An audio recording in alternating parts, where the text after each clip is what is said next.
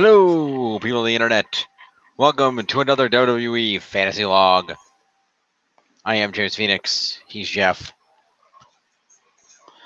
What's up? And we are here to do the usuals. Yep. All right. Jim was unavailable this weekend. That's why we're a little bit late. Yes, I apologize. I was out of town all day Sunday. And I had to go to bed early Saturday night because we were out of town all day Sunday. Also, I was doing something Saturday before I had to go to bed early. So, combination of factors there. Yeah, but this week should be on time and correct days. Next week, however, there will be no fantasy log because Jim and I are going to be in Anaheim. We are.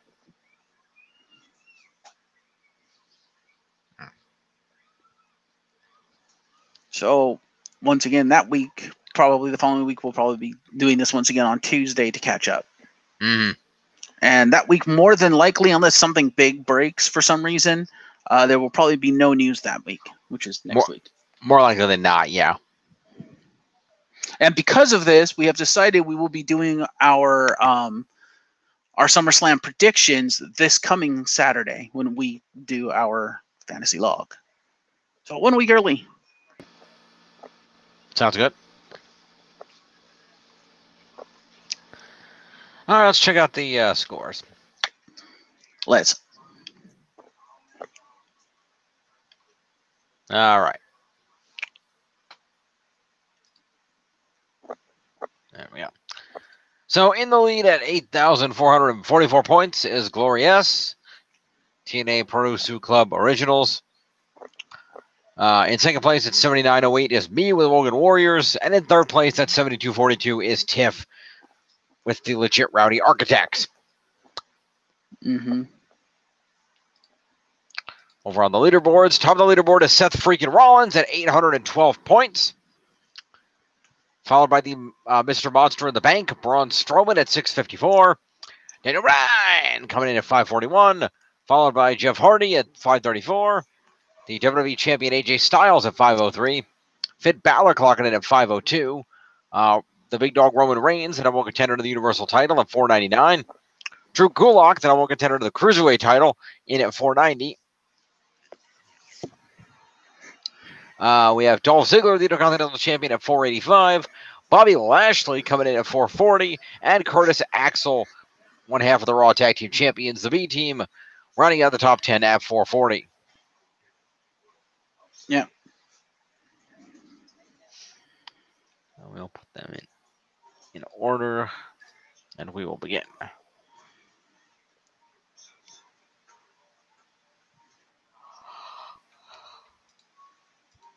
All right.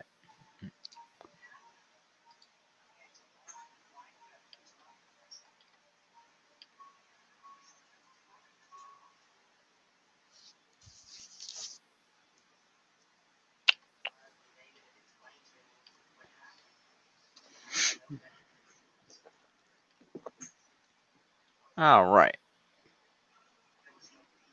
So the July 30th edition of Raw took place at the American Airlines Arena in Miami, Florida.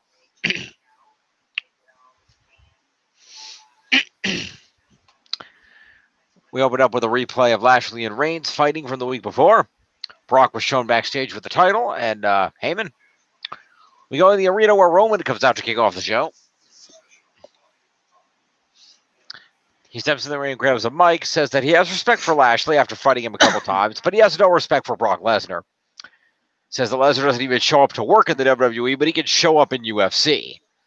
He challenges Lesnar to come out and face him, and Heyman introduces himself from behind the curtain, and then comes out and reminds us who his client is. Says Reigns is insane for wanting to face Lesnar over and over again and expecting a different result. He says Reigns should be in a padded cell, not the main event of SummerSlam against Lesnar. He predicts that Lesnar is going to put down the big dog, and he will go on to UFC to become a two-sport champion.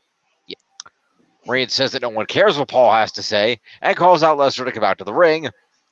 Heyman says Lesnar is here in his locker room, and he will come out here when he feels like it, and if he feels like it. Heyman says at SummerSlam, Lesnar will, but then Reigns interrupts and wonders if Lesnar will actually show up, and if he does show up, Reigns is going to send him back to the UFC. He says Lesnar won't be going back to the UFC as the Beast, though. He'll be going back as Roman Reigns' bitch.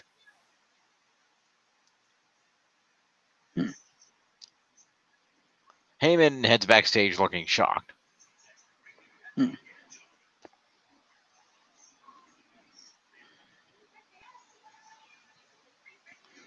then. Promo to the Big Dog and Paulus. Yep.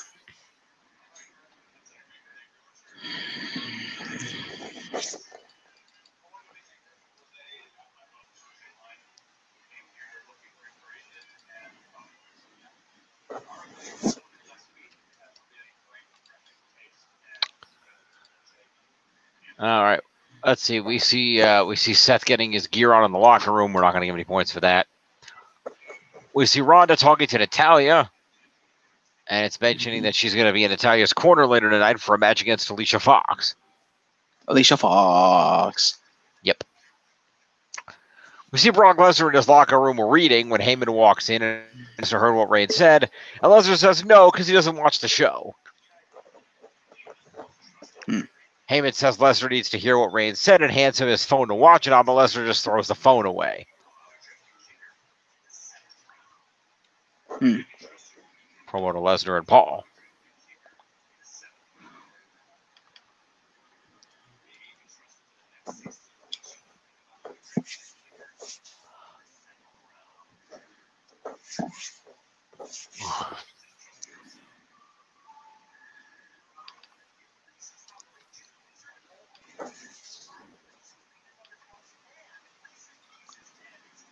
We then go to the ring for the opening match of Finn Balor versus Constable Corbin.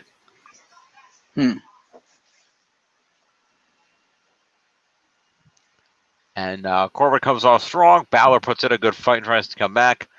But at the end of the day, Balor hits a dropkick but misses a coup de grace, and Corbin comes back with an end of days for the victory.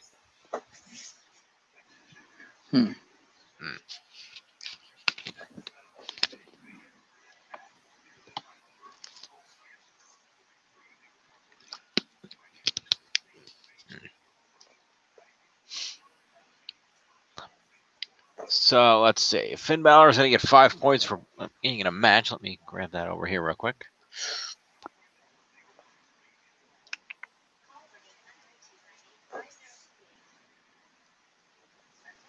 There we go. All right.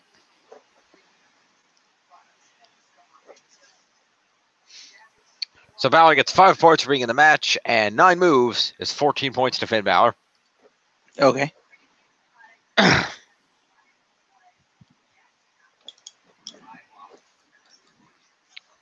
516.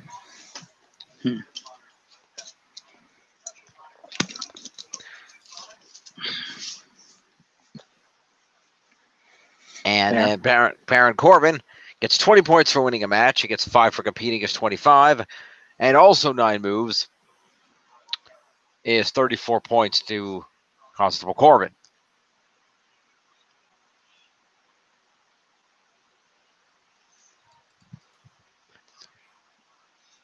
281. All right.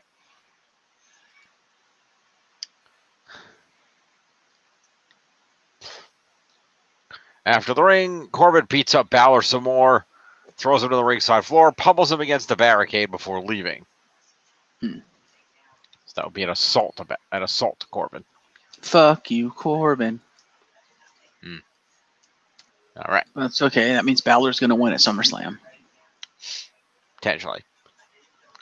He'd better. Kurt Angle runs into Paul Heyman backstage and reminds Heyman that Lesnar is under contractual obligation to appear. Heyman says Lesnar fulfilled the contract by walking into the arena and tells Kurt to go talk to him himself. Kurt then threatens Heyman that if he doesn't get Lesnar in the ring tonight, he will fire Paul Heyman since he controls Heyman's contract in terms of appearing on television.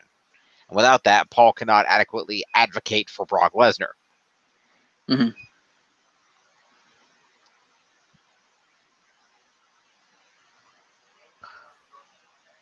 We'll give a mini to Paul for that. Okay.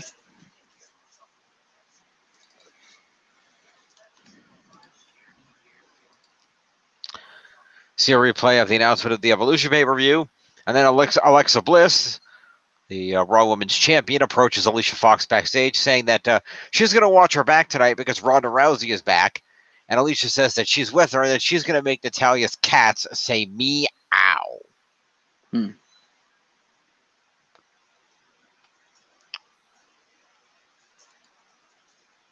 Promo to Alicia and Alexa.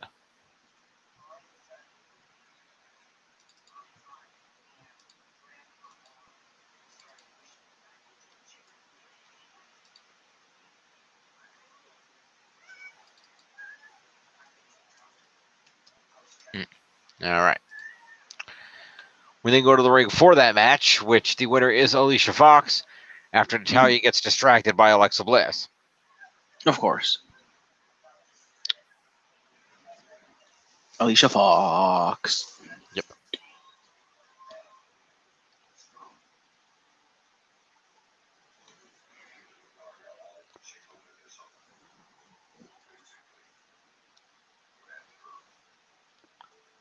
Ronda, after the match, Ronda chases down Alexa, drops her. Bliss retreats to ringside. So she drops Fox as Bliss retreats to ringside. Then chases Alexa around the ring until Alicia manages to hit her with a cheap shot from behind, and then repeatedly throws Ronda into the barricade before the heels escape.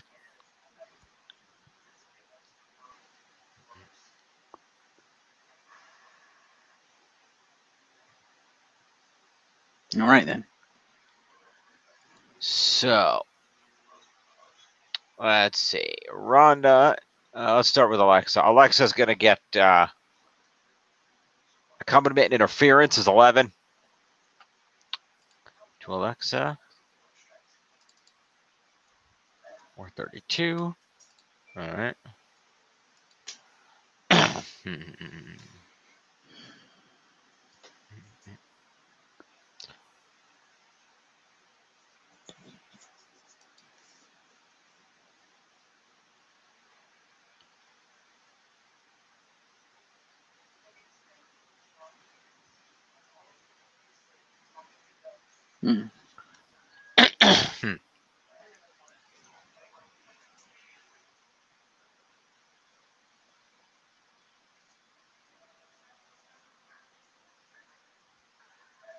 All right.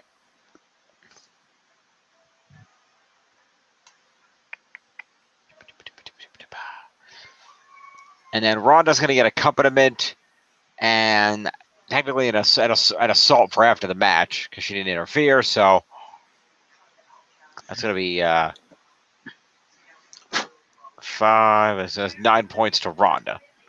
Fair.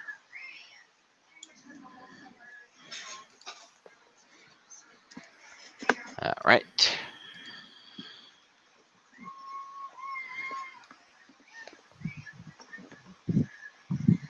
Keep going. Yep. And then we have Natalya gets 5 points for being in the match. And that's about it.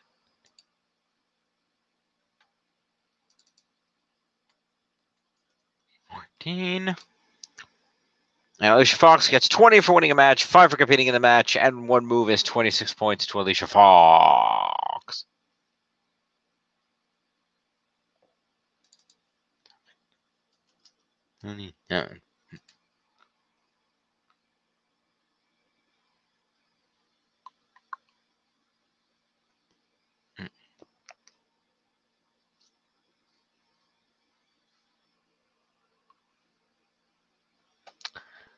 All righty. Moving on. Alicia Fox. Yeah, moving on. We go backstage where Paul Heyman is giving a pep talk to Brock Lesnar. Tries to convince Lesnar to go out in front of the crowd, saying he'll make more money off T-shirt sales and better promote himself. Lesnar says Heyman is getting under his skin right now, and he doesn't give a crap about the WWE Universe. Lesnar says he'd rather be home on his couch.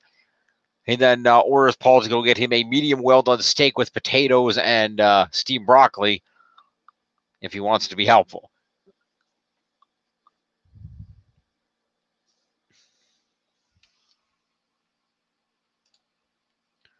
Promo to Brock and Paul.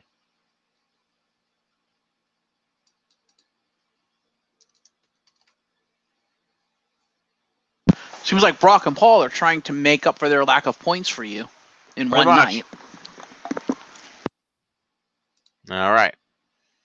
Ronda and Natalya approach Kurt backstage about getting revenge on Fox and Bliss next week.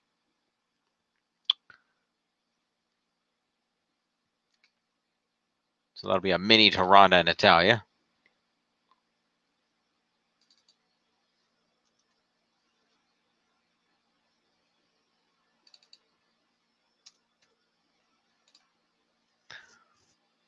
We then go to the ring. Would you like to ask it? Sure. Wish I had a guitar. Who wants to walk with Elias? Indeed. So Elias is in the ring. And he talks about his new album. And he credits his success to everyone knowing that WWE really stands for Walk with Elias. He says the album would have been more successful if not for Lashley interrupting his promotional material. He says Miami is a city that worships a lowlife like The Rock, which prompts a Rocky chant from the crowd.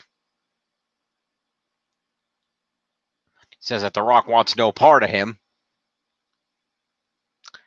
He then proceeds to break in a song. Before he can get too far into singing, Lashley interrupts him again. He gets in the ring and Elias yells to cut his entrance music. Lashley grabs a mic, says he's a big fan of Elias, and since he heard Elias say his name in the back, he's going to come out and get a front row seat for anything Elias has to say. Elias says Lashley's out here because he wants to sing with Elias, but Lashley declines, but the crowd chants yes, and Elias says he doesn't usually do this, but for one night only, Lashley gets sing with Elias. They start singing Rockin' Robin, but then Elias has enough and attacks Lashley from behind. Lashley fights back and hits him with a belly-to-belly overhead suplex, which tosses Elias out of the ring.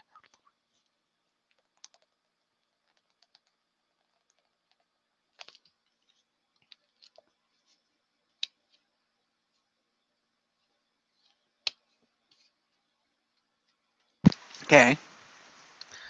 Elias retreats up the ramp. Am I the only one who wants The Rock at some point in time when he comes back, and he is coming back? People are theorizing either like around Royal Rumble time or WrestleMania. And one of course, the theoretical, hypothetical views is The Rock versus Elias, since Elias kind of called him out. I'm the only one who wants The Rock to come back, like interrupt one of Elias's concerts, just stare him down, rock bottom, stands up, picks up the mic, and looks down at him, and just goes, "What can I say except you're welcome," and walk off. That'd be good. I think that'd be hilarious. It would be. And be totally within character for The Rock. Yep. And then what else? Bobby Lashley is going to get a promo and a suplex. It's 5. Welcome back to WWE, No, it's Bobby. 6. You're still a jobber. Yep. All right. Baron Corbin is backstage with Kevin Owens. Owens tells the constable that he did a great job tonight, beating up Finn Balor, and he mentions that Corbin is his son's new favorite wrestler. And says that Corbin is an authority figure on Raw that we can trust. And he tries to convince Corbin to talk to Stephanie for him. He says that he's not being treated fairly in regards to Braun Strowman, but Corbin does not seem to sympathize. Promo to Owens and Corbin. Would that really count for Corbin? Was it really a promo for his feud? That's fair. I'll give it to Kevin Owens then. Yeah.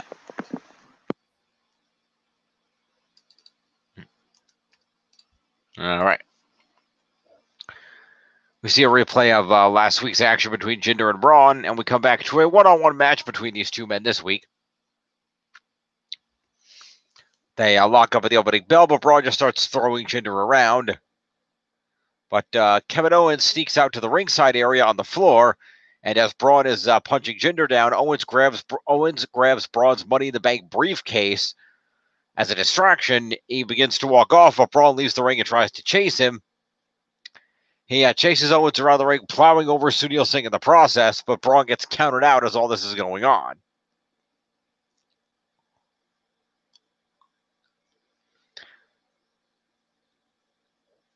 Braun storms back in the ring, and Jinder and Sunil then retreat along with Owens as Braun stands triumphant, the briefcase returned to his hand.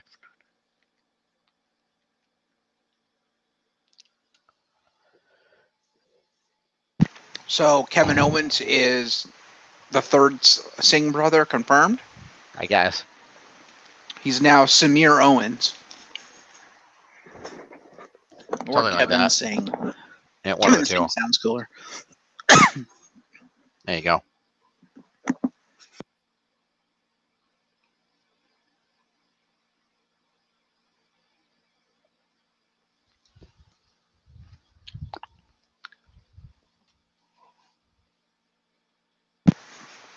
Hey, since Jinder's new gimmick is his old one of the Man of Peace, does that mean his finishing move is now win by countout? I don't know. It's a good question. Because that's what a Man of Peace would do. He wouldn't hit him with any move. He would just let him defeat himself. That'd be an interesting gimmick.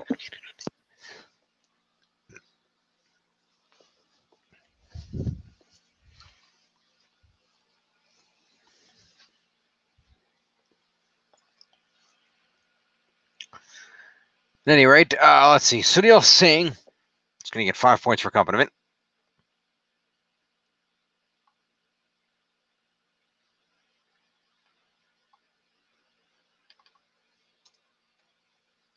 Kevin Owens is going to get 6 points for interference.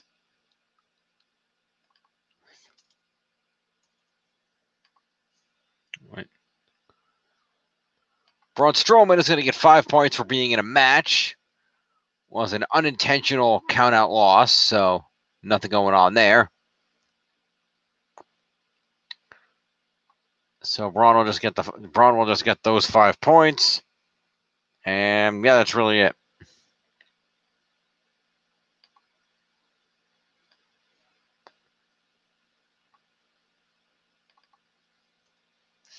And then Jinder will get 5 points for competing and 10 points for a countout victory. It's 15 points to Jinder Mahal.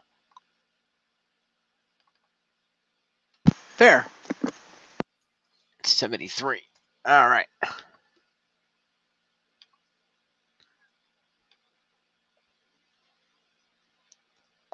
Next up, we cut to Constable Corbin and Kurt Angle. The Constable gives Kurt a cell phone with Stephanie on the other end of the line. Kurt pleads with Stephanie that the fans will be disappointed with whatever she's asking him to do, and trying to protect the main event of SummerSlam. Kurt sounds disappointed and hangs up, then hands the phone back to Corbin.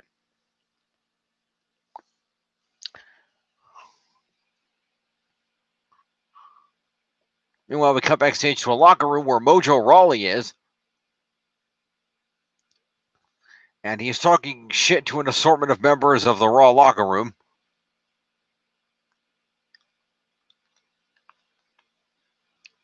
So this is the Mick Carter's come and get your points section of the show? Basically. Okay, then. Yep.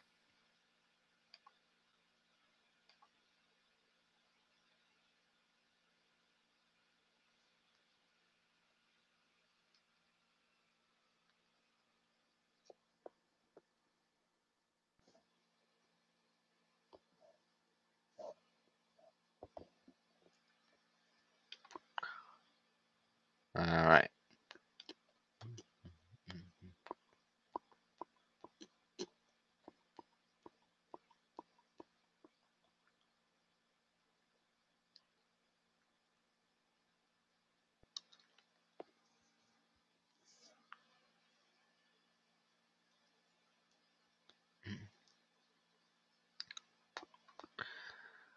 Let's see here.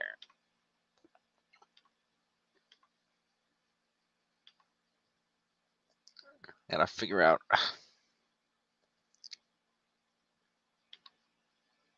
Problem is, I don't know who is actually there.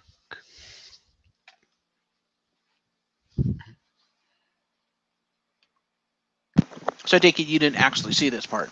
I did. I just don't remember who was there. Oh. Well, remember Zack Ryder was there because Mojo got in his face. But beyond that, I don't remember who else was there.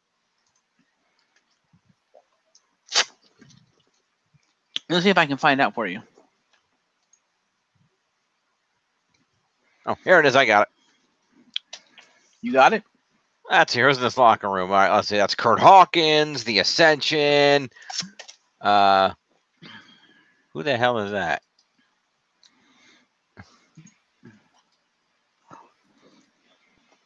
Yeah, that's Mojo. Okay.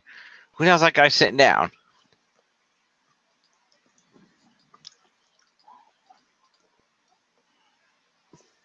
Oh, is that Mike Kanellis? I think that's Mike Kanellis. Let's see.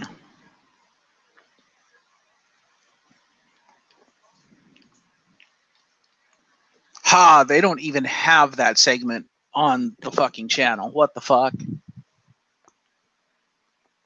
Wow, that's how like not important that entire segment was. It's not even on the channel.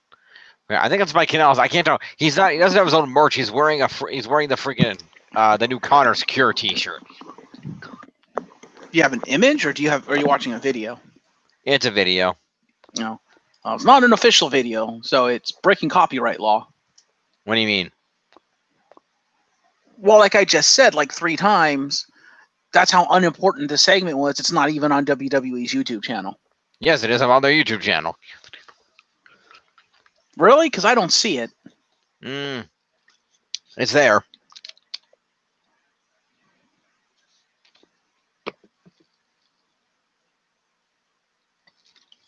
Bobby Roode stands up to Mojo Rawley. Raw, July 30th. Oh, that's because the image is of the match, not of the segment before. Fair enough. Okay. Let's see if I can help you ID this. And that's an Egg McMuffin. Yummy. Yummy.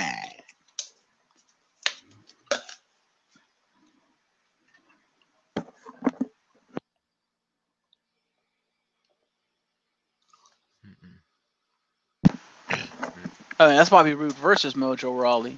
That's not the one I wanted to see. No, you want Bobby Roode stands up to Mojo Rawley. I don't actually. Let's see. Oh wait, I'm an idiot. Well, we already knew that.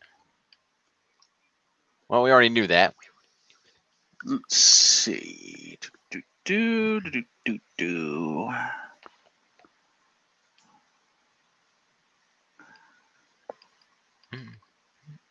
Oh, there it is. Okay.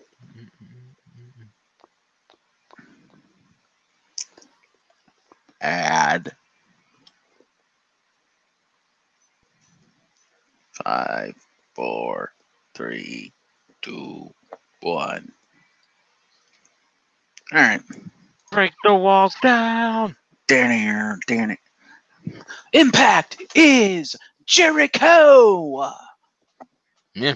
Anyway, okay, so that's Heath Slater now with shorter hair, Where?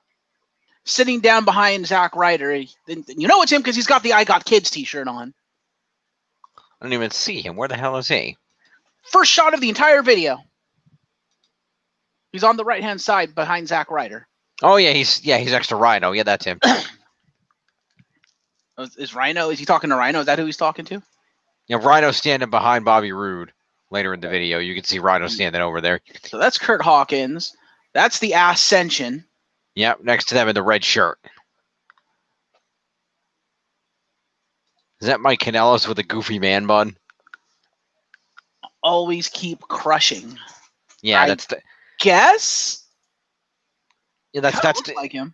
That's the Connor the Crusher Connor Secure T-shirt. Yeah, that's probably Mike Kanellis. There's Mojo.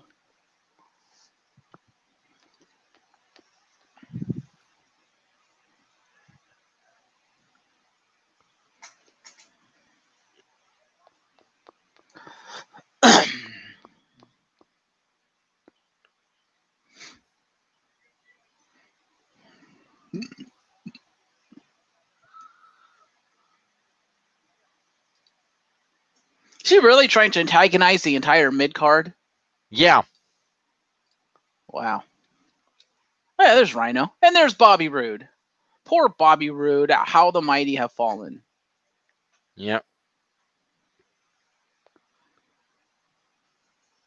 Yeah, that's everybody then, I guess. Yeah, that's Mike Kanellis. Okay. Okay, fair enough. So let's give some points out here.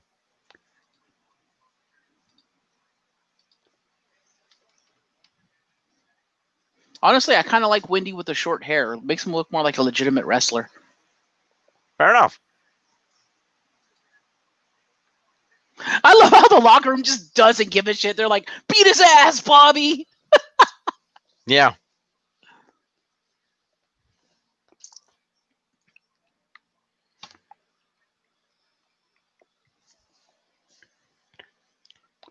All right, so people that are going to get some points here. Let's see. Mike Kanellis is going to get 5 points for showing up. Actually, technically, no, they all get 3 points because they didn't say anything. Mm-hmm. Puts Mike Kanellis at 21. Also, first comment on the video makes an entirely valid point. Okay. The point that he has 799 likes. He goes, why are the people who don't compete always in their ring gear?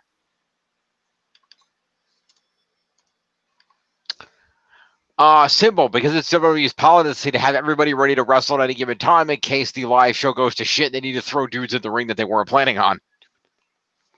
Fair.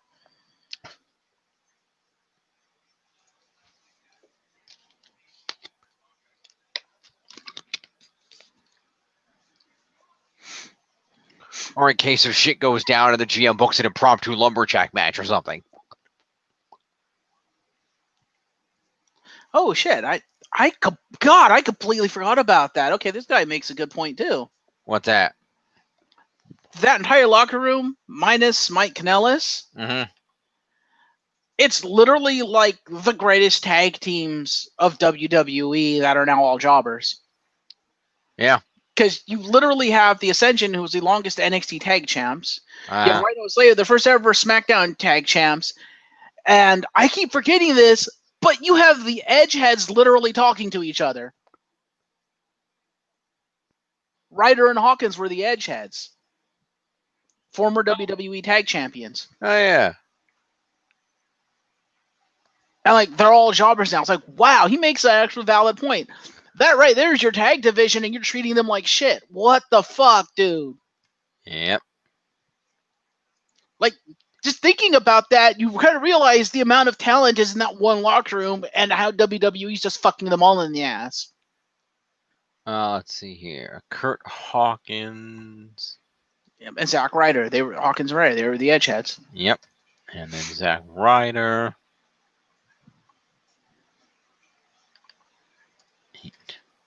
And yeah, the Edgeheads were like, you know, jobbers, but still they were the Edgeheads and they were in fact tag team champions. Yep. So let's see. Who else am I missing out of that locker room? Bobby Roode. Yeah, no, I should go over there. Kurt Hawkins. Hawkins and Ryder, Ascension, Beauty and the Man Beast, Mike Kanellis. That's everybody. Okay. And then Mojo and Bobby. Right. So Mojo's going to get 5 points on a promo and 4 for an assault. Mm-hmm. It's 9 points to Mojo. Yeah.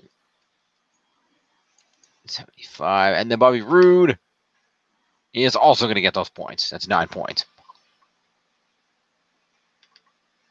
Puts him at 314. Alrighty. So after this, we go back to the ring where we have Occam of the Authors of Pain taking on Apollo Crews of Titus Worldwide. Mm-hmm.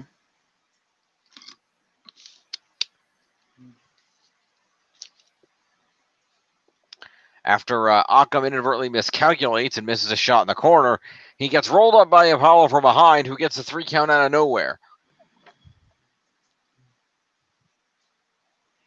Okay, then. So, first of all, Razor gets accompaniment.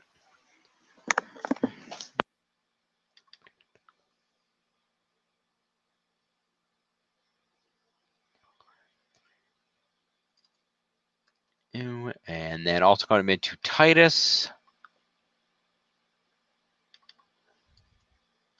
101. And accompaniment to Dana Brooke.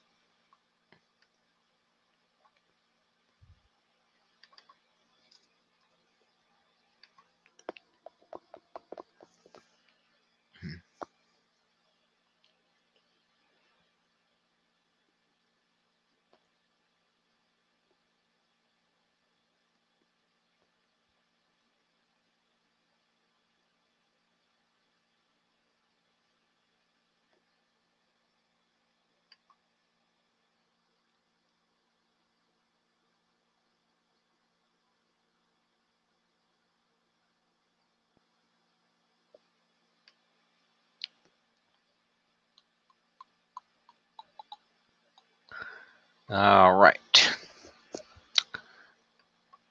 And then Occam is going to get 5 points for competing.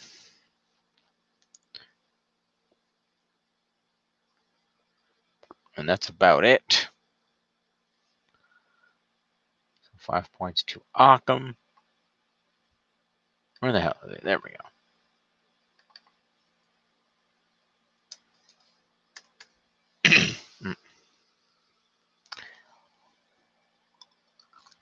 And then, let's see. Apollo gets 20 points for winning a match, 5 for competing in 1 move. It's 26 points to Apollo.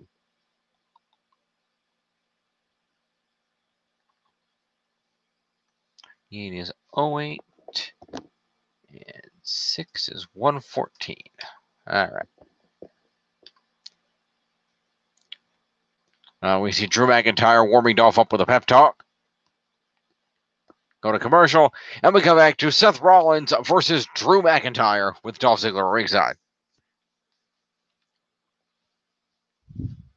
Seth Rollins wins this match via DQ after Dolph Ziggler runs in and breaks up a pinfall. Okay.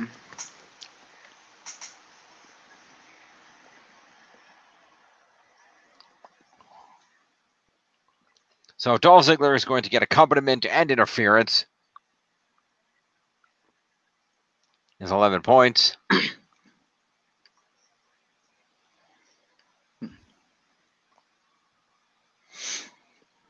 $496. And then let's see. So Drew got DQ'd. So Drew's going to get 5 points for competing. And 1 move is 6 points to Drew McIntyre. Okay. It's 350. Let's see. Seth Rollins technically wins the match. It was an unintentional DQ win. So no extra points. But he will get 5 points for competing in a match. And he will get 9 moves. It's 14 points to Rollins.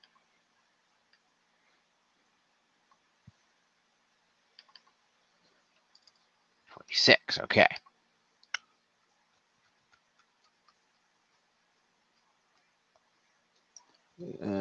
Wow. What? Kind of a side note, but I was just I'm on WWE's website because I was going to look up the SummerSlam card just because I was kind of curious what they already had announced. Mm-hmm. I noticed they added 2 shows under shows, and I noticed they omitted one, and I'm like, wow, of all the shows to admit, that's kind of a dick move, WWE. Okay. They've now added Total Bellas and Ms. and Mrs. Do you notice the one show that's not on there that should probably be on there more than those 2? Hint, it's the one that created both of those shows. Yeah. Yeah, Total Divas is not on the page. I'm like, wow, really? On what page?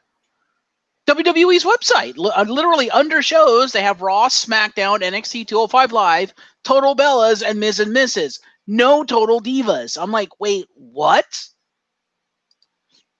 You would literally have Total Bellas and Ms. and Mrs. with their own fucking clickable banners and shit promptly on the show's page website, on the show's page, no Total Divas banner. I'm like, okay, there wouldn't be a Total Bellas or a Miss and Mrs. if it wasn't for Total Divas, and you're just completely shafting them, WWE. Nothing on the website for Total Divas. Nothing at all. It's like, wow, that's how much they just don't care about that show. That is kind of a dick move, if you ask me. Well, in all fairness, they can only fit so many shows on there, and Total Divas is on an off season. It's not premiering again for another month. Fair, but doesn't have to be current to have a spot on the website because they have more than enough archived stuff they could throw up on the website, like previous episode recaps and shit like that. They generally have a limit to that. Like I said, it may replace Total Bellas once it goes back on the air. We'll see. I doubt it. Total Bellas is way more popular. But anyway, yeah, I just thought I mentioned that just because, like I said, I was actually wanting to look up the SummerSlam card. I just noticed they added that. I was like, wow. Anyway, continue. I'm just perusing the card while you're doing scores. Okay.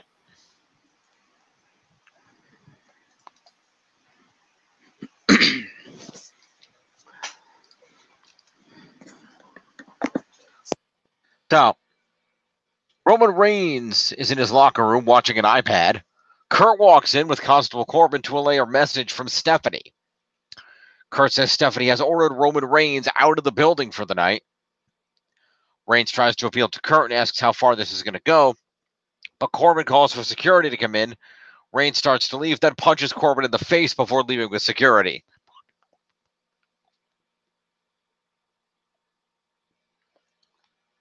That's a promo to Roman.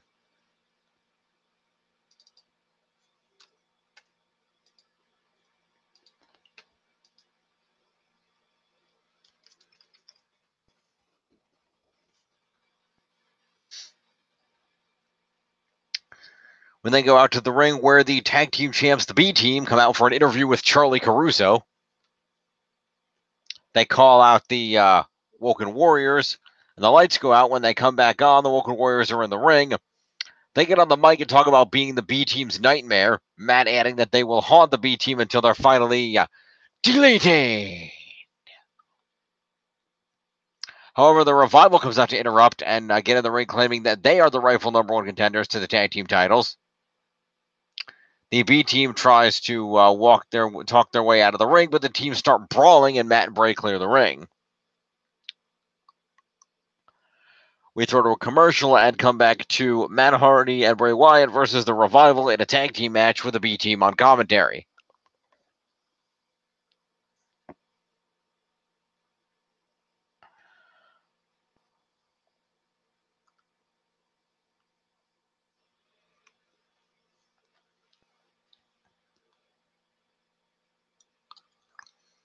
So that's promo to the B team, the Woken Warriors, and the Revival.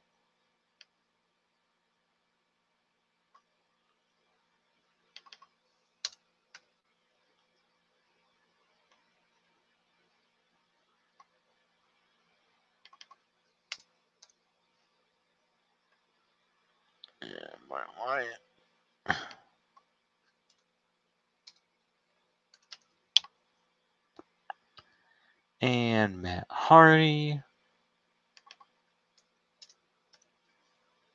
And Dash Wilder. And Scott Dawson.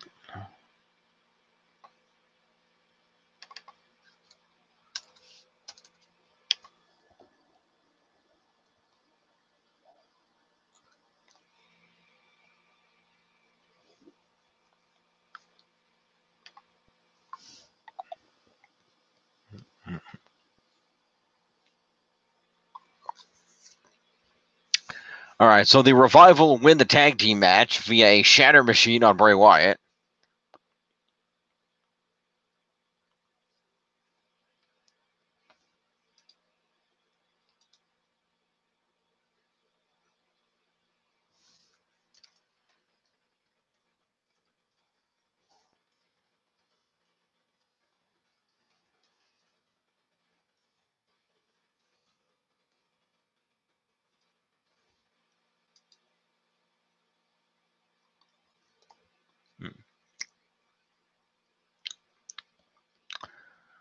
All right, let's see what we got here. So Bray Wyatt gets 5 points for being in a match and nothing else. Because he was just there to be the beat slut. And then Woken Matt gets 5 points plus 1 move is 6.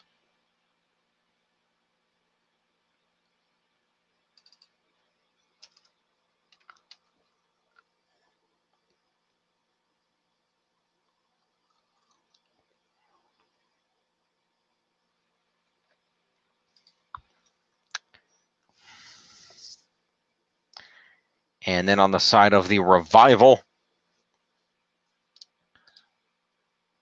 let's see.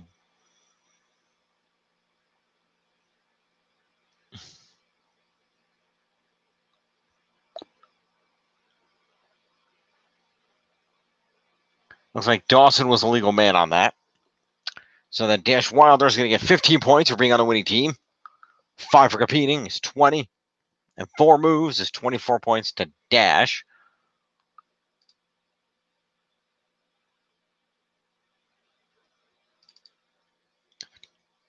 $78. And I mean Scott Dawson. So going to get 20 points winning a match. 5 for competing is 25. And Dawson only had 1 move, so 26 points to Scott Dawson.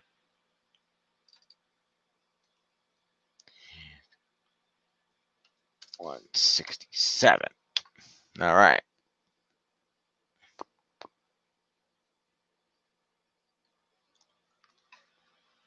Rolling along. The B team talks some trash to the Revival from the stage area. We then cut to the back where Seth Rollins does an interview, but is quickly interrupted by Ziggler and McIntyre, who attack him from behind and beat him down. That's a promo to Rollins. And that's an assault to Dolphin Drew.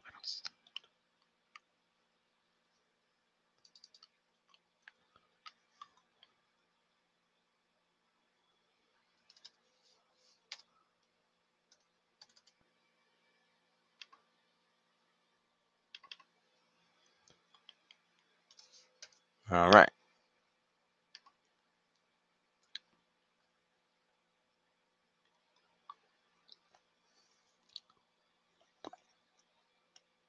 And then we go to the ring for Liv Morgan and Sarah Logan, taking on the team of Bayley and Sasha.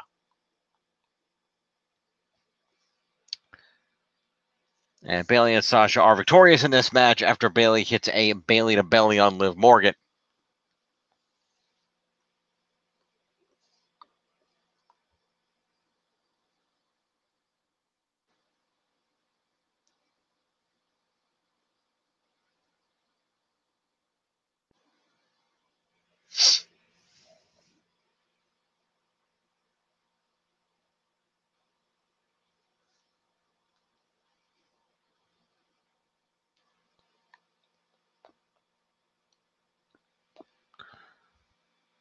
So, Liv Morgan and Sarah Logan first. Neither of them really did anything.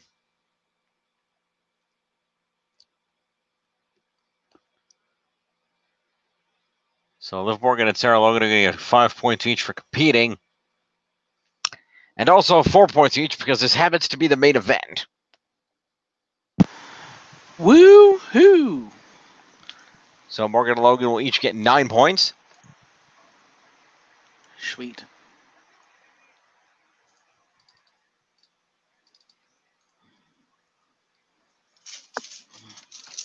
And Sarah Logan.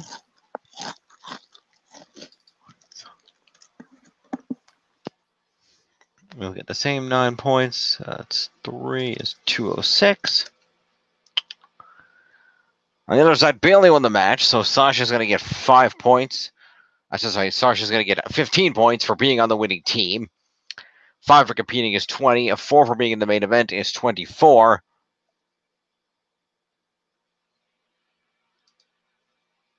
And she really didn't have much in the way of moves either. It was not a long match.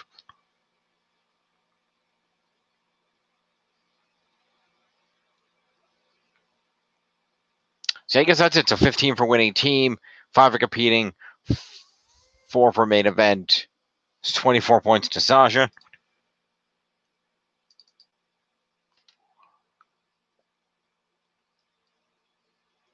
$275. And then Bayley gets 20 points for winning a match. She gets 9 for being in and winning the main event is 29, plus 5 for competing is 34. And And 2 moves is 36 points to Bailey. Woo. Do we know if they ever decided on a name for their finisher? Not that I know of.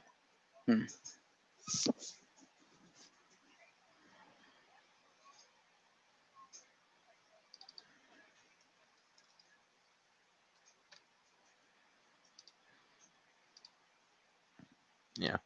238. All right. Go to the scores. Indeed. Mm-hmm.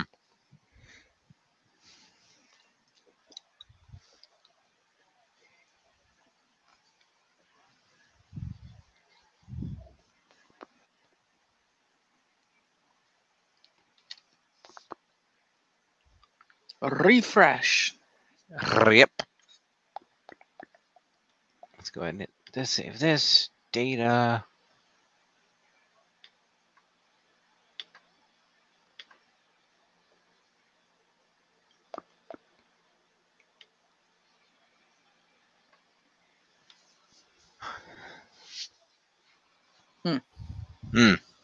Indeed.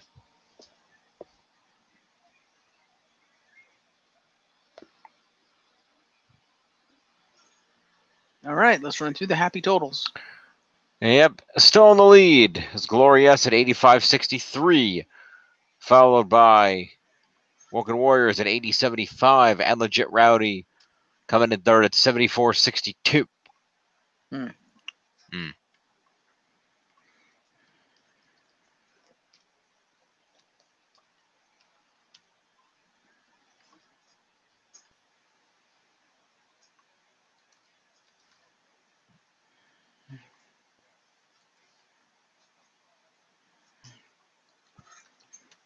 All right. On to the Smacketh Down. Quite.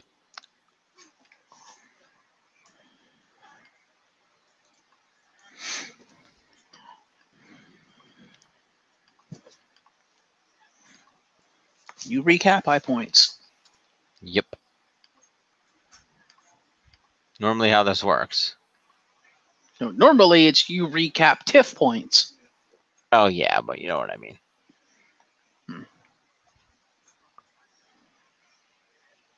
Now, also, last time I checked, I'm the one that recaps 205 Live. Yes. So normally that is not how this works. All right, whatevs. Anyway, recap, go. The July 31st edition of SmackDown was at the Amalie Arena in Tampa, Florida. SmackDown opens up with Becky Lynch out to kick off the show with an in-ring interview. She talks about her intentions for the SmackDown Women's title, and then Carmella, the SmackDown Women's champion, comes out to interrupt her. Mm-hmm. She steps into the ring, gives Becky credit for earning her shot, and adds that the feeling hit her like a tidal wave that she would be taking part in the first ever all-women's pay-per-view. Carmella said they should help each other instead of bashing each other, and she's really just jealous of Becky because she was better in NXT. Carmella starts pretending to cry and talking about how everyone hates on her, and says she's proud to be competing at SummerSlam with Becky and goes to shake her hands. But then James Ellsworth's music hits.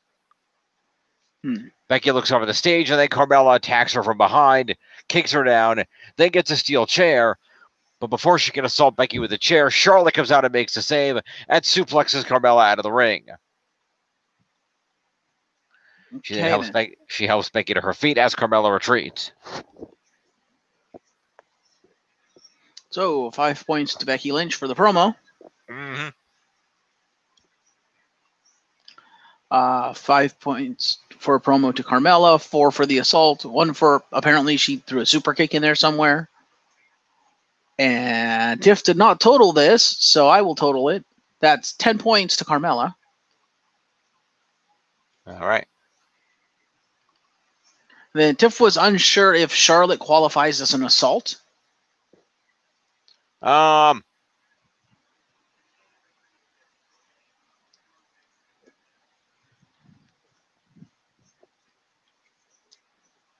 Like, did she do more than the one move? So she comes out for the save and suplexes Carmella out of the ring. Yeah, let me see. I still have the YouTube channel up, so Okay, you check on that. I will check on that.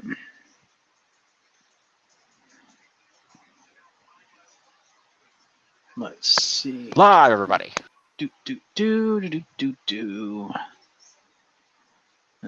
it? I don't think it's back here, but I'll take a look. Oh, maybe it is this week. Yeah, there it is. Okay, let's take a look.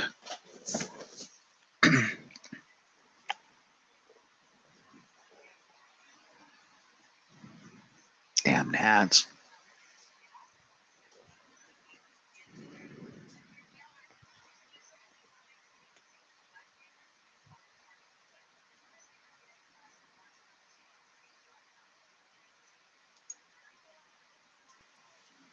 Oh yeah, she did throw in a super kick. There it is.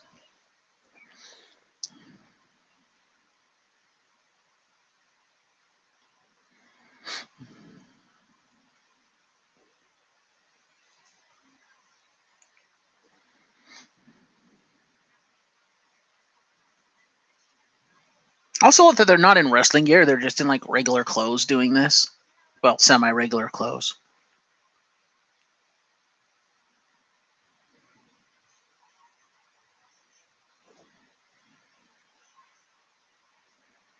And Carmella's a fucking idiot. Oh, now she's going for you. A little late, Missy.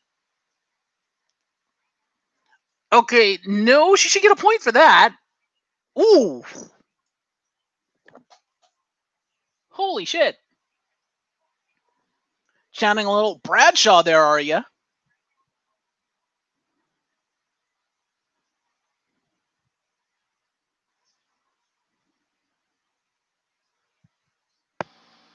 Okay. Whoever your recapper is a fucking idiot, and so is Okay. Tiff. Okay. Because Tiff said it was a superplex. Your recapper says it was a suplex. They're both wrong. Okay. That was a fall away slam. Ah. Yeah, I would count it as an assault because she did like 2 moves. Okay. Question: does she have the fall away slam as a signature move? No clue. Let me take a quick look. But she does get one for the big boot. I know that much because she big booted the chair out of her hands, and we know she has the big boot as a signature. Charlotte Flair. All right. Let's see. All the way back to June. Oh, fuck. Boulder 50. June. There it is. All right. Scroll. Okay.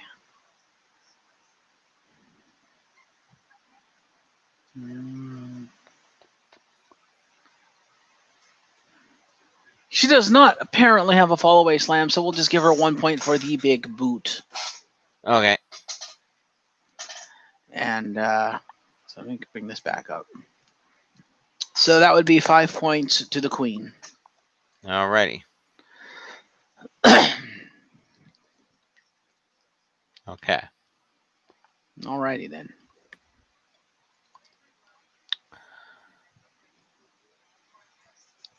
Let's see. We see Samoa Joe waiting for his next thing. Jeff Hardy's listening to music. We see a pre-tape promo from the Usos, who talk about facing the Bar tonight and channel some of The Rock's catchphrases. So 5 points apiece to the Usos for a promo.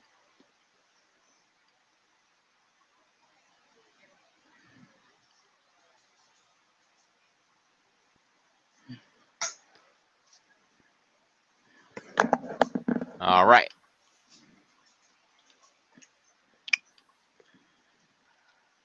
Carmella meets with Paige backstage, and Paige is not happy about Carmella's behavior in the ring.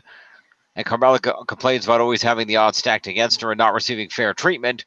Paige decides to book Carmella against Charlotte tonight in a non-title match, and if Charlotte wins, she gets added to the title match at SummerSlam. Promo to Carmella. Yep. She had mini promo question mark. No, that's a full-on promo if she actually said shit. Yep. All right. Yep. Then we move on to our first match of the night. The Bar versus Uso. Yep.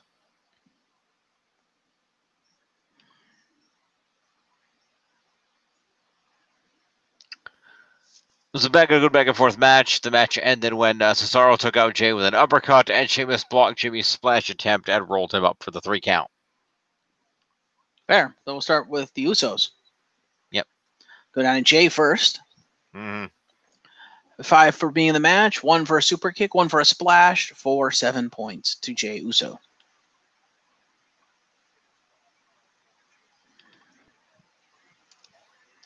Okay. Jimma. 5 for being in the match, 1 for a Samoan drop, 1 for a spin kick, 1 for a splash, 1 for a super kick, 1 for a crossbody, 1 for a dive, and 3 for an escape for 14 points to Jimma. 217. All right, then we'll go to the Swift Superman. Okay. 5 points for being in the match, 15 for being on the winning team, 1 for a Shoryuken, 21 points to Cesaro. It's about 126. And your winner, the Celtic Warrior, Sheamus. 5 for being in the match, 20 for winning the match, 1 for a clothesline, 2 for apparently 2 running knee drops, 1 for the white noise, for a total of 29 points to Sheamus. All right. So that's 87, 97, and 9 puts it at 106. And apparently 5 points each to the New Day because they were on commentary for this match. They did. They even had their own commentary table, which was bright orange and featured pancakes and bootios. Can they get OMG points for the table? For having their own custom table?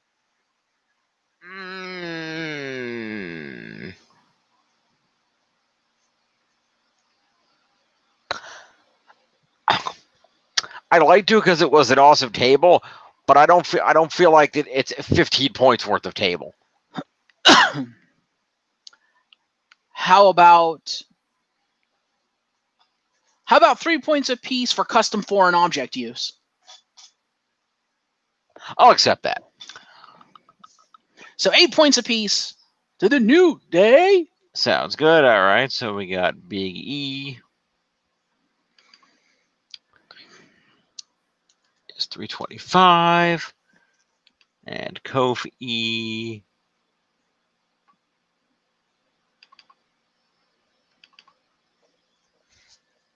Is going to be, let's see, 8 is going to put him at 256. And Xavier is going to get 8 points and be put at 300 even. All right. Quite. All right. So following all that, we go back to Charlotte's locker room for an interview with Renee Young, where Charlotte says that she was only here to support Becky but had to get involved due to Carmella. She didn't even think she would be at SummerSlam, let alone in a title match, but says that she hasn't forgotten that Carmella has beaten her before, but she's back and ready to reclaim the throne. Wow, Tiff completely missed this. Okay. 5 points to Charlotte for a promo. Yep.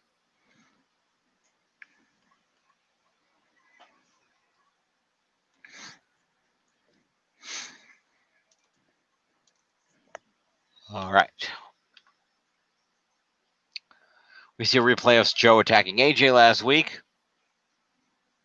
Tonight's classic superstar, presented by Sonic, is the $1 Million Man Ted DiBiase. Everyone's got a price. Samoa Joe then comes down to the ring and cuts a promo. 5 points. He says what he did to AJ last week was sending a message. He says that he respects AJ and the house that he built, and that AJ has made the WWE title the most prestigious title in the WWE. But he says that AJ put being champion above being a member of his own family because he's on the road all the time and barely home, long enough to hug his kids, let alone look in their eyes. He calls AJ a failure as a husband and a father, and says that AJ's wife and kids will love him because Joe's going to put AJ out of action so they can have him back at home. Sounds like a great promo. It was. 5 points to Samoa Joe. Quite.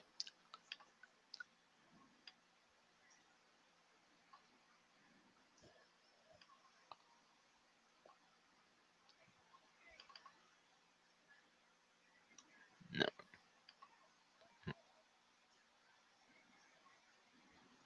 Moving on. Yes.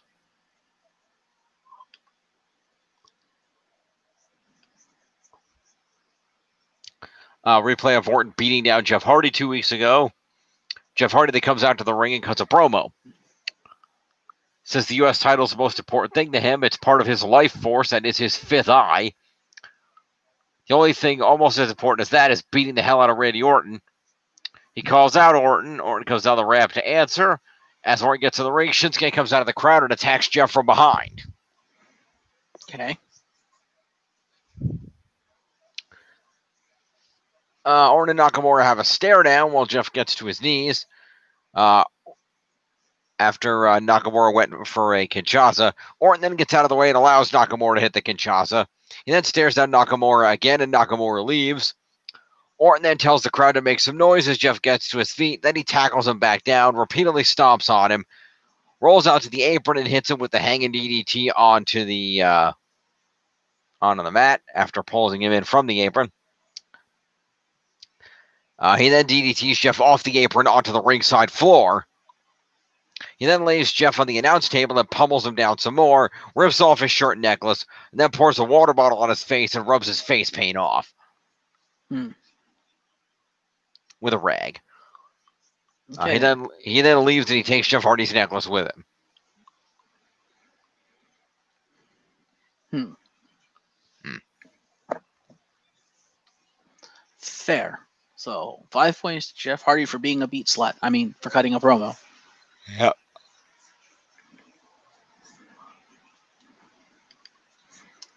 Then we go to Shinsuke Nakamura. Yes. 4 for an assault, 1 for the Kinshasa, 5 points to Shinsuke Nakamura. Yep. Then we go to Randy Orton. Orton. 4 points for the assault, 2 for the DDTs, for a total of 6 points to Orton. Yep. Let's see.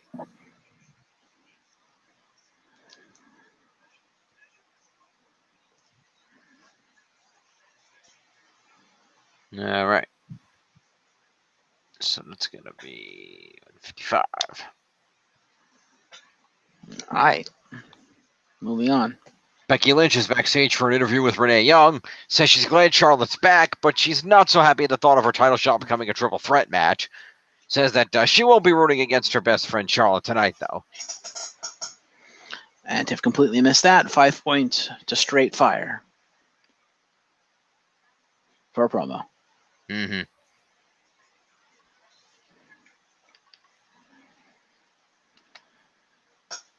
And 40.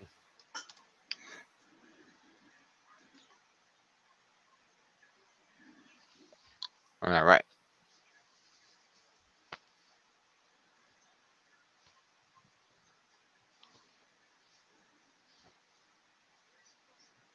So here's an interesting question.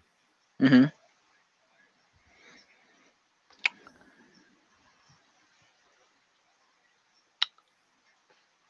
If over the course of a storyline, Becky's character came out, would she then become Lesbian Fire?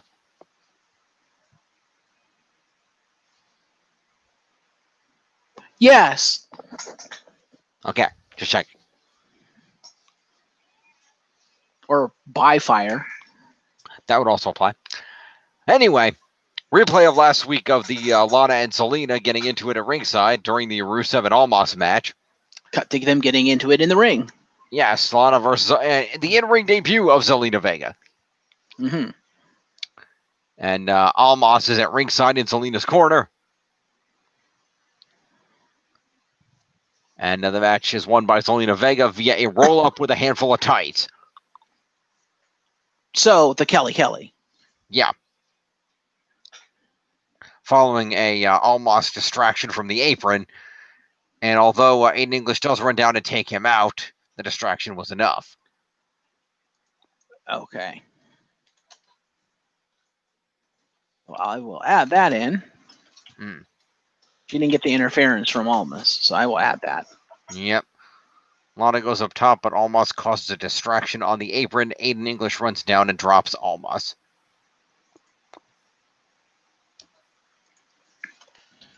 Did English do anything after the match?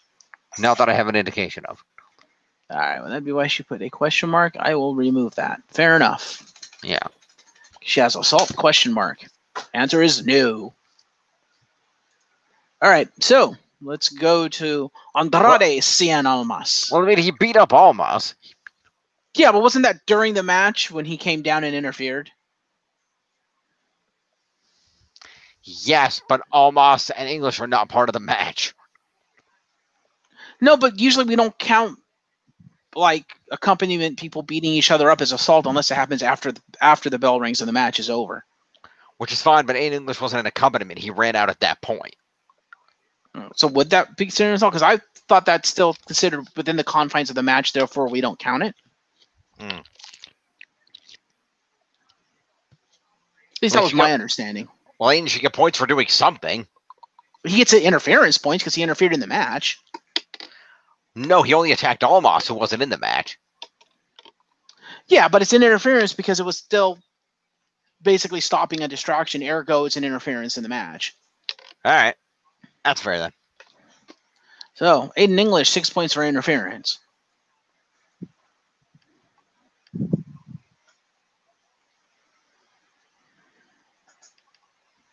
$221.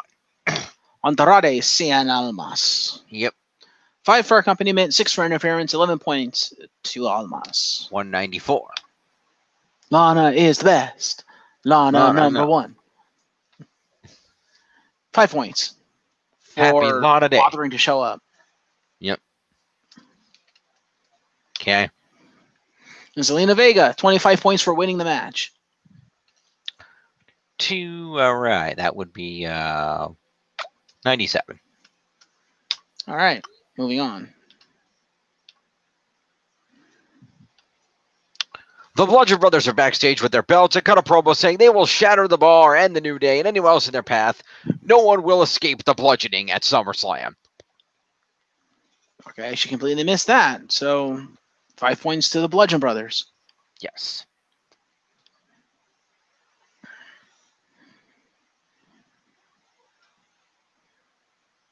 Let's see here. That would be Eric Rowan. Mm-hmm.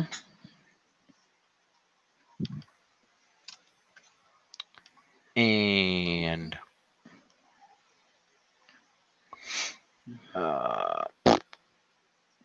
Luke Harper. E15. Okay. In English is backstage looking for Lana. He finds her and apologizes for getting involved, but Lana tells him to go. Aiden leaves as Rusev walks in. He's not happy about the finish, and Lana tells Rusev that she could have really used his help out there tonight.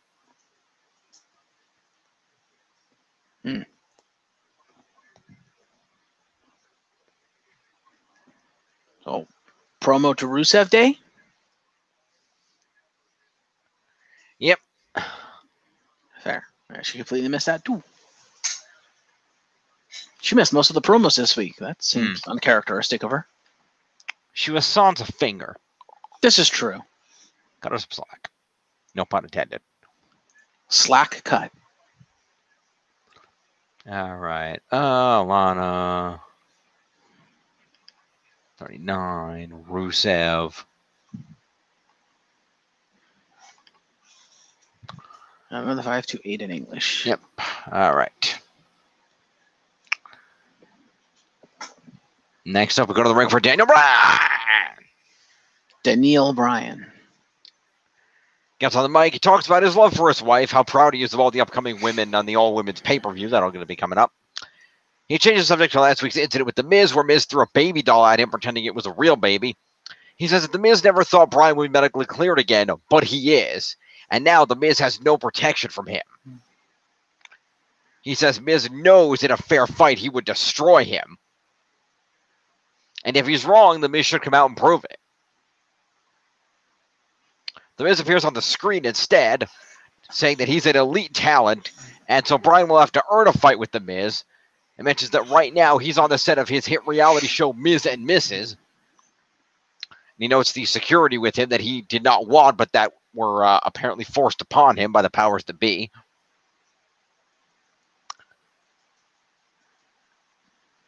And Bryan says that he doesn't really give a shit about Miz's TV show. He's here to fight, and Miz is hiding from him. The Miz says that he made Bryan famous from the first day that he took him on as his pro on NXT.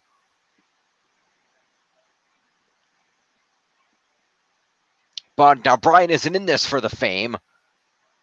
Bryan says he isn't in this for the fame. He says that better men than The Miz have done the wrestler-turned-actor thing, and that The Miz will never be The Rock or John Cena.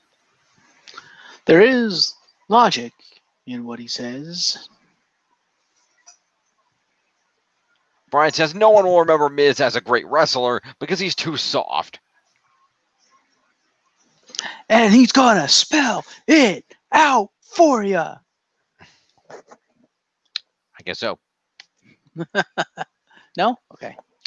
Fun fact, by the way, his ring name on the Indies is now Big Kaz with 2 Z's. I saw that. It's like, ay. Anyway, go ahead and finish your promo. The Miz counteracts that Daniel needs to just shut up and accept that the Yes movement is over, Bryan's career is over, no one wanted him back, and people have moved on. No, and no.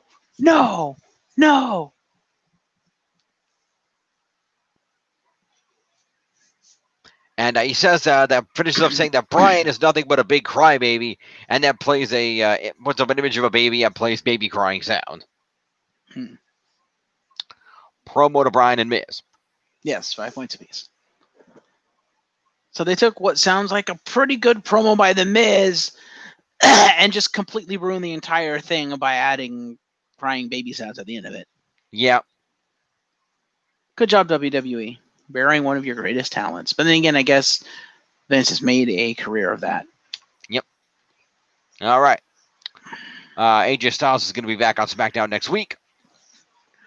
Yay. Carmella does an interview at the gorilla position where she says her mat skills are just as fabulous as her fashion sense, and she'll beat Charlotte tonight so she can get Becky alone at SummerSlam. And adds that she knows she can beat Becky one-on-one, and she knows Becky is rooting against Charlotte tonight. 5 points to Carmella for a promo? Yep.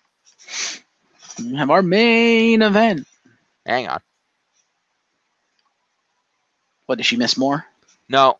Just want to make sure I get the points in. 454. We then have our main event. Carmella versus Charlotte. In a non-title match, and if Charlotte wins, she's added to the women's title match at SummerSlam. And Charlotte kicks her ass.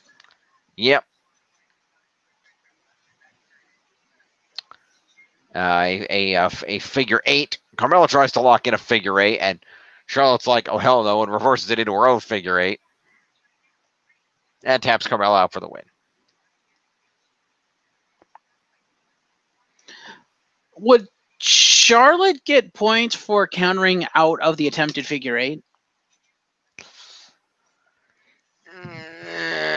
Because did we not give points for move steal, and would this be not a counter of a move steal?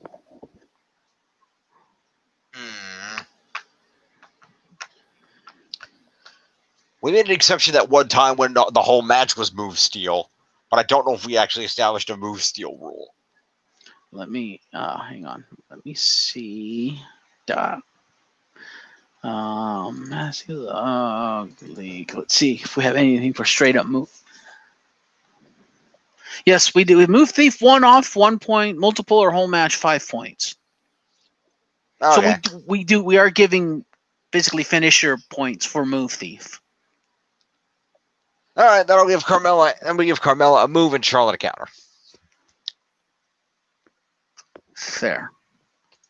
So let me put that in so I've got pointage. Yep. Okay, so that.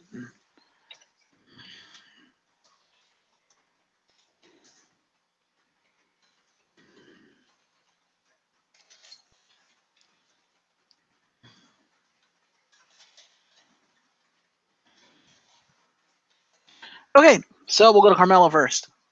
All right. 5 for being in the match, 4 for being in the main event, 2 big boots, 6 for escaping 2 figure 4s, 1 super kick, 19 points. Oh, and 1 for the figure 8, 19 points to Carmella. All right, that becomes 64 and 9 and 3, 473. All right. And our final points for the evening to the returning Charlotte Flair. Not for the evening, just for SmackDown.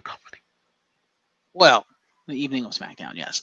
Yeah. 5 for competing in a match, 4 for main event, 20 for winning, 5 for winning the main event, 3 for countering said figure 8, 1 for a suplex, 1 for a moonsault, 1 for the natural selection, and 1 for the figure 8. So apparently she hit both her finishers. Mm. For 41 points to Charlotte Flair. 51. Woo! 263. All right. All right. Close that out. Becky Lynch is shown backstage on a monitor, not looking happy about the victory. Charlotte celebrates in the ring as Carmella recovers at ringside. Fair. 3 points to Becky for a mini promo? No. Okay. Happy totals. Quite. Refresh. All right. In the lead at 86-89 is Glorious. Followed at 81-40 by the Woken Warriors. And 75-79 for the Legit Rowdy Architects. Yeah, I'm winning this. Yeah, we already knew that. There's no way you're going to catch up 500 points in 2 weeks. That's not happening. No. Wow, that's actually kind of surprising to me, to be honest. Mm-hmm. Because when this season started out, man, my roster was shit. I was like, wow, my roster should be better than this. What the hell?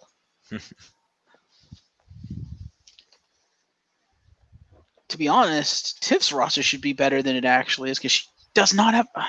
I probably say this every week, but she does not have a terrible roster. No.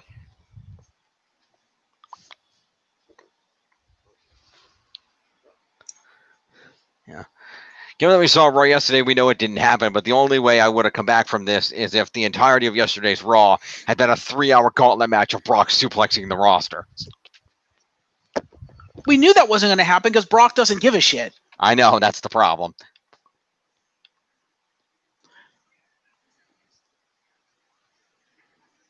We did almost get 2 Roman Reigns matches out of it, but that didn't happen.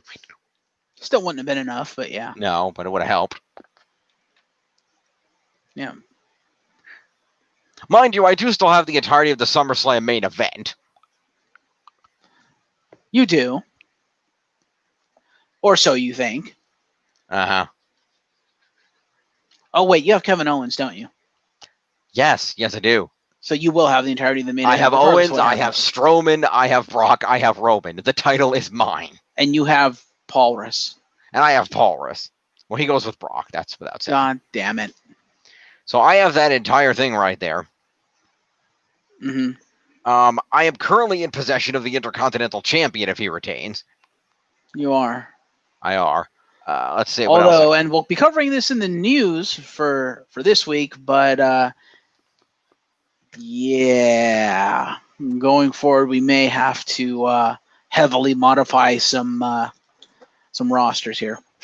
Why is that? Oh, you didn't hear about the Woken one. What about the Woken one? He has a fused back and pelvis.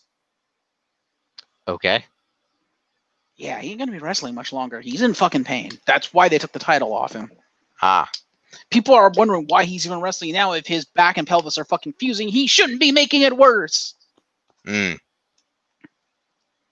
So yeah, he and Brother Nero might be set to retire pretty soon here because, yeah, Matt Hardy's a walking disaster waiting to happen. No, fair enough. We'll deal with that when the time comes. Yeah. Hit me with that 205. 205 comes to us from the same place as SmackDown. Correct, sir.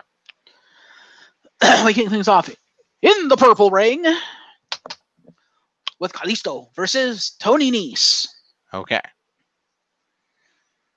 Yes, it is a straight up one-on-one match. And yes, Kalisto kicks his ass. Okay.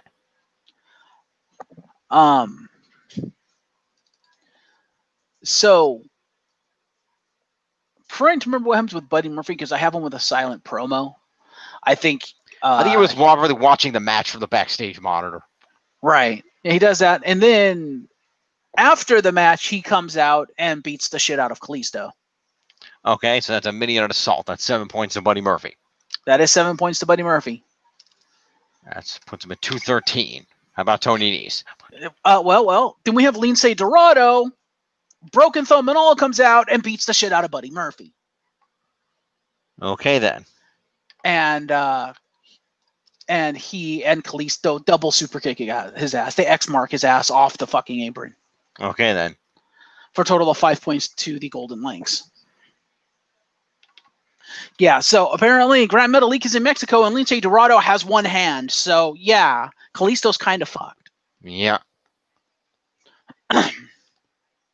But Lince was there and his feet still work. That's good. So we'll go over to Tony Nese. Yes. We have 5 points for competing in the match, 6 points for countering a Hurricane Rana and a Salida del Sol, and 2 points for a spinning heel kick and the deadlift turnbuckle powerbomb for a total of 13 points. All right, it's going to put him at exactly 140. All right. And then to Rey Mysterio II. I mean, Kalisto. Dude, Rey Mysterio is Rey Mysterio II. He's Rey Mysterio Jr. No, he's Rey Mysterio Jr., not Rey Mysterio II. There's a difference. If there's a second, that usually means there's a junior before the second. Junior usually comes first. Really? Yes, that's how naming convention works. Not really. That's what I've seen. No, a second and junior are normally interchangeable. That's not what I've seen. But anyway, Kalisto, 5 points are competing. I mean, it might be different. It might be different in Mexico. I don't know. That's just how I've always seen it. But anyway, 5 points to Kalisto for competing in a match, 20 for winning the match, 3 points for avoiding the springboard moonsault, 5 points for a diving crossbody, a roll-up head kick, Hurricane Rana, Slido del Sol, and the after-match super kick for a total of 33 points to Kalisto. All right. Puts him 275. All right. Then we cut to an MP4 of the contract signing between Drew Gulak and Cedric Alexander. Okay. So 5 points apiece to those gentlemen for the promo. Okay. If you haven't seen this, you need to watch this because Drew Gulak is fucking ruthless on the mic. He generally is. Because he literally says to Cedric Alexander, basically, they've turned Drew Gulak into the Roman Reigns of 205 Live. Uh-huh. Where he's all like, sure, you've been a good champion. Sure, you're undefeated. But you sit your ass there and wrestle only when you want to. So, the people could cheer for me, who's here every night, to be your champion, or you, who's the Brock Lesnar of 205 Live. Mm. And I was like, damn, he went there. Yep. It's a great promo. Sounds like it. Then we go to Lio Rush versus Ricky Martinez, a.k.a. Local Enhancement Talent. Mm-hmm. And I will say, I liked this match because credit to Ricky Martinez, he actually looked good. Cool. Because he actually got offense in and nice. Did some countering and stuff. And I was like, wow, nice. Lio Rush is actually putting this young man over. Nice. That's kind of impressive. Sounds like they did better. Sounds like they did better than the enhancement talent that were on SmackDown tonight.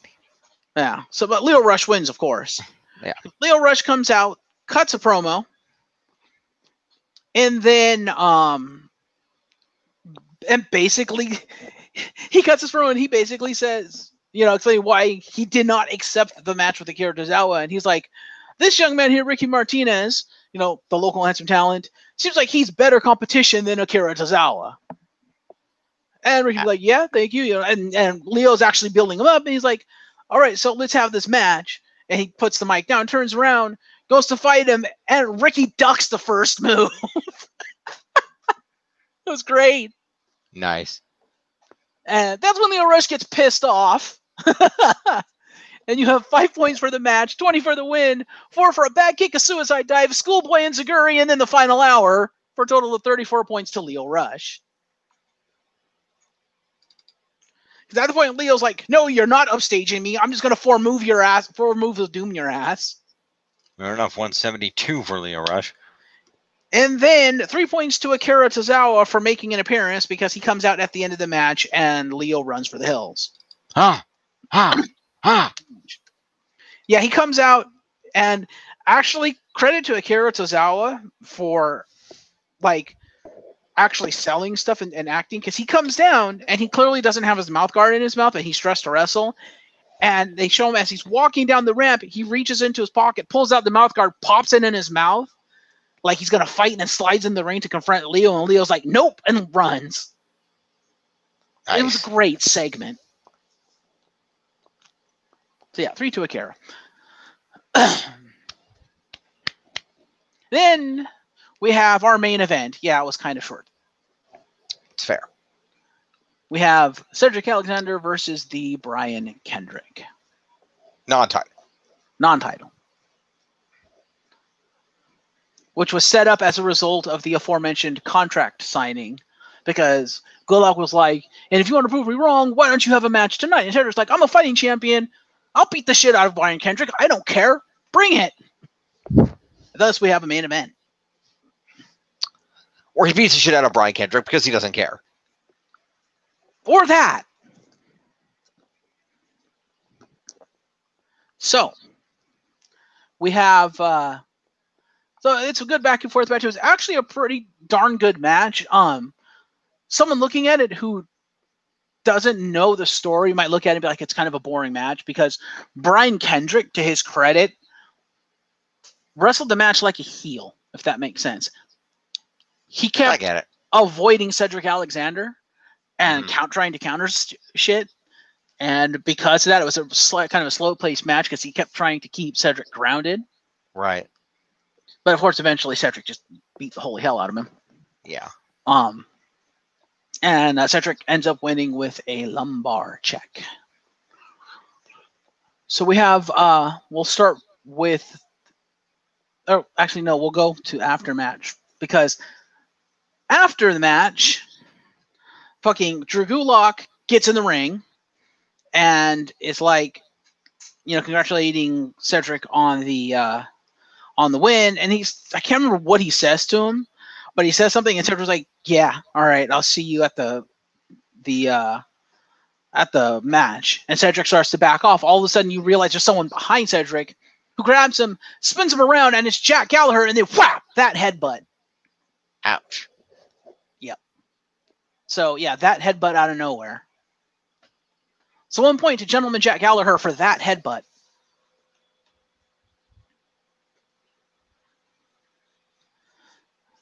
$165.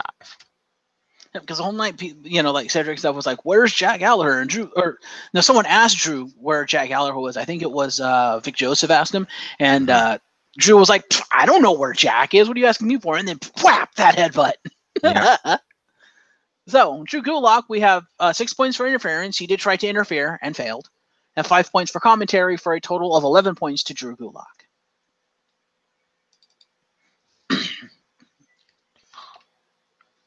What's about 506? All right. Then the Brian Kendrick, the man with a plan. Yep. We have 5 points for being in a match, 4 for being in the main event, 9 points for countering a springboard roundhouse kick, a lumbar check, and a leg hook DDT, and 1 for applying the captain's hook for a total of 19 points to the Brian Kendrick. 63 and 172. Yeah. And your Cruiserweight champion, Cedric Alexander.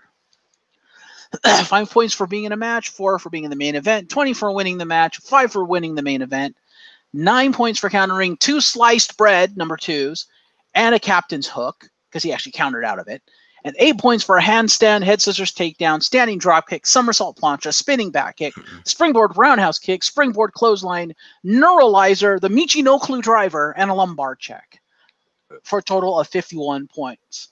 So yeah, Cedric pulled out like fucking everything in that match. Sounds like it. 365. Live. Sure, why not? All right. Scores. All right, the final scores for the week. In the lead at 87.55.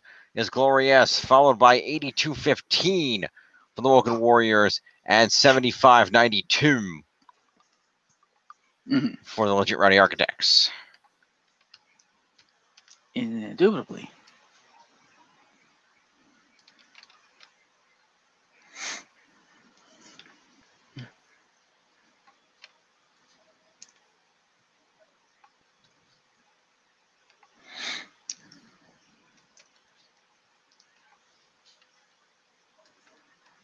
All right. 2 leaderboards. Quite.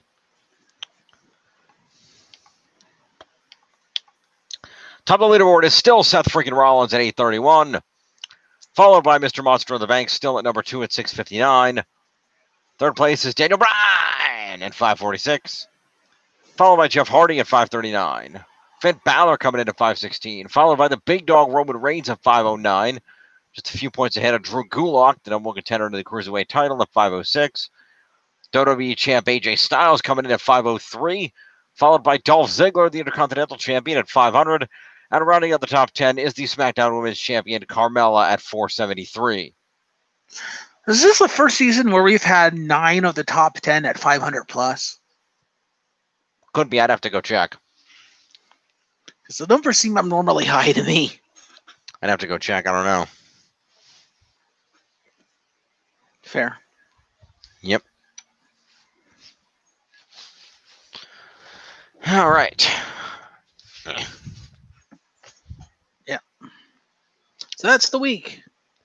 It is the week.